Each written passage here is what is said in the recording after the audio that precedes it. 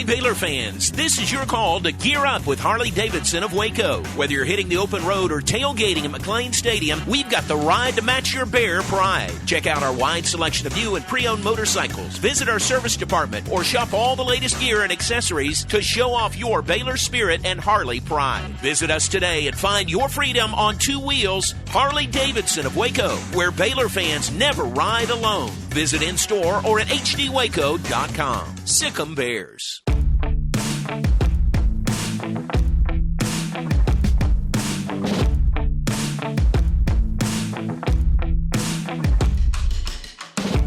Hi, everybody, and welcome to this week's Sic Em Podcast presented by Harley-Davidson of Waco. We are glad you are with us today, and let us introduce to you a new member of Coach Nikki Collins' staff with Baylor women's basketball. Coach Tez Dumars is our guest this week. Welcome to you. Hey, super excited to be here. We are glad to have you with us on the podcast. We're glad to have you in Waco at Baylor. And how's the transition been? How's that going for you? Man, it's been awesome, man. I grew up in the Dallas area, so just very familiar with Baylor University, and just having the opportunity to come work under Coach Nikki Collins is just it's a dream come true, to be completely honest. So just having a great time here. I'm adjusting well, and just great people here, and just super excited to be in the city. Good. Be interested, what were your early recollections of Baylor when you knew of Baylor? Where'd that come from? Yeah, just always been a fan of the sport, when I'm growing up in high school, you're like, hey, I want Scott Drew to call me. And then, you're right. Following the women's basketball tradition of, the big tournament runs and things like that. So just know about the university and, all the great things that happen here. It's a special place. So that's cool. Yeah. Coach Drew could have called you. It sounded like you had a really, really good high school career at Garland, Lakeview Centennial. Yes, sir. Yep. Played for 2 state championships under Hall of Fame coach Tony Malden, and we had 2 great runs. So yep. State finals? Yep, 2 state finals. Yes, sir. Junior and senior year. Yes, sir. Ran into Marcus Smart both times. Couldn't be Marcus Smart, but hey, we got there. I played with some great high school players as well. The guys that some they just finished playing, or one of the guys is still having a great career in Europe, and we just had a really great team. So, nice. Yeah. It sounds like you had a great team. You yep. really did. Yep. So that was high school and high school age. When you were younger, you were in Louisiana, right? Yes. I grew up born in Louisiana, Natchitoches, Louisiana, south of Shreveport. Okay. Some mom, family, they all from there, and got around maybe 9 years old, 10 years old. My mom was like, hey, let's move to Dallas. You want to play basketball? We're going to put you in a bigger city. Nice. And things like that. So kind of just started the journey from there. Okay. Yep. And the natural question is, a guy from Louisiana or Louisiana background whose last name is Dumars. Yes, sir. You are related somewhere down the line to Joe Dumars. Yes, sir. Yep, we got some relation there. I've seen them. I met them. Yeah. Come to a family reunion, things like that. And I know I grew up watching. all the highlights and things like that. Everybody always tell me how great of a player he was, and so I always like to say, I try to pattern my game around him, around the defense and stuff like that. So he was a great ball player, and I'm very familiar with the success that he had. Cool. That's a great connection. Yeah. So out of high school, you went to West Texas A&M.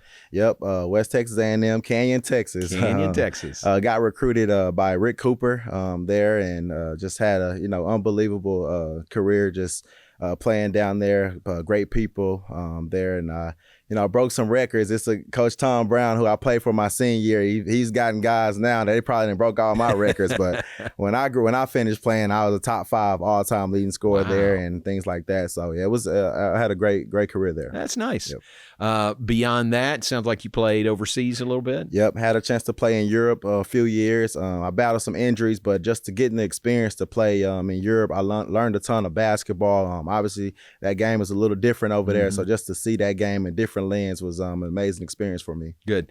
I don't know if you if you met Tweety Carter yet on the men's staff. I have. So similar background in Louisiana, and then Tweety knocked around in Europe for a long time. Yep. He tells the story about when he finally decided to hang it up. It was tough. Yeah. What was that like for you making that decision? Yeah, it was tough. and all my friends, they was playing and they still play. They just told me, if it's, if you got other things that you can do, and I know, you're going to be able to have a chance to stay around the game. So I was like, man, I got to get into coaching and training, got to start doing something. But yeah, it was tough. Just I've been playing basketball since, 5 years old, so just saying like, hey, it's no more basketball no more, got to find something else. So it was tough, but I have no regrets, and I'm super grateful that I had a chance to play for that long that I did. Yeah. Was it a direct route to coaching? You knew that's what you wanted to do next? Yeah. So basically how it worked was when I would play, I would go overseas and play, and I would come back in the summer and I would just work with, people from West Texas and train and things like that. So basically I was training myself, and then I'll, do skills training in the same gyms that I kind of was doing my workouts in, and kind of just went from there. You just built some relationships with the skills training, and it kind of led to that. Very good. Mm-hmm. Who would you say would be your mentors, or who did you learn from, in the coaching field? Yeah, so Uric Malagy is a guy. He's been a long time assistant coach. He spent some time with K-State with Jerome Tang, right. And he's at Texas now. But he actually recruited me. But he was one of the guys that I kind of just kept a relationship with, and I was like, man, he's a guy from Dallas that I knew, and he's doing big things at the college level now. And I know that his background, he did some AAU and things like that. So he kind of one of the guys that I always just kept in contact with about how his journey happened, and kind of follow in his footsteps. Yeah, so, very good. Very good. Yeah. Your coaching path, it's been a little bit of women's basketball coaching and then men's basketball coaching. And you mentioned last year you were at K-State with Coach Jerome Tang. Yeah, unbelievable person, man. I'm super grateful. I had the opportunity to go spend a year with Jerome Tang. You guys know here in Waco, man, just an unbelievable human. Obviously, I learned a ton of basketball from him, but just his faith, his walk with God, and just having the opportunity to just learn and grow under him was an unbelievable experience. Good. We know Coach Tang pretty well because he was here 18 years, yes, and wish him all the best every game that they're not playing Baylor. Yes, sir. Give me your best Coach Tang story. What anything come to mind from your year there? Yeah, well, I'll just say this. Coach Tang, we had this thing that we do before games. It's called Mentor, where he basically have his Bible study that we're going to give some time to God. And I just remember him telling certain stories that it just really touched me, and he just did a great job with just bringing those group of young men together and playing for something bigger than ourselves. So, nice. Yeah. That's good. That's a great memory. He's a preacher that's his field happens to be basketball coaching. Absolutely. Absolutely. That's a good lesson for all of us. Yes, sir. Really good. So that was with the men last year, and you were at I guess you were at West Texas first, North Texas, yep. Louisiana Tech. Yes, sir. Kind of men and women. What's that been like to switch from men's basketball to women's basketball? Yeah, it's been a transition, but to be honest,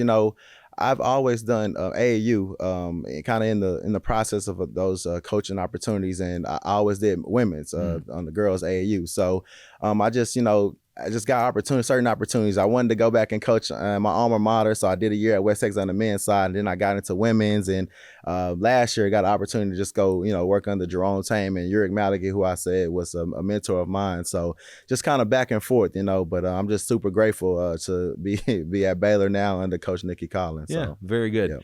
Yeah. Would you say coaching is coaching, whether it's men or women? There's got to be some differences. Yeah, it's some differences. It's some differences, but I look at it like the game is the game, But there is some differences. You're certain. You got to coach certain different styles and things like that. Obviously, the guys' game, they above the rim. Those guys throwing alley oops to each other and all that, things like that. And I like to say the girls' game, skills. You know what I mean? So it's a ton of skill out there and execution and things like that. So yeah. Very good, very good. And you would know you've coached on both sides. Yep. The men and the women. Yep. What was your first contact with Coach Nikki Collins?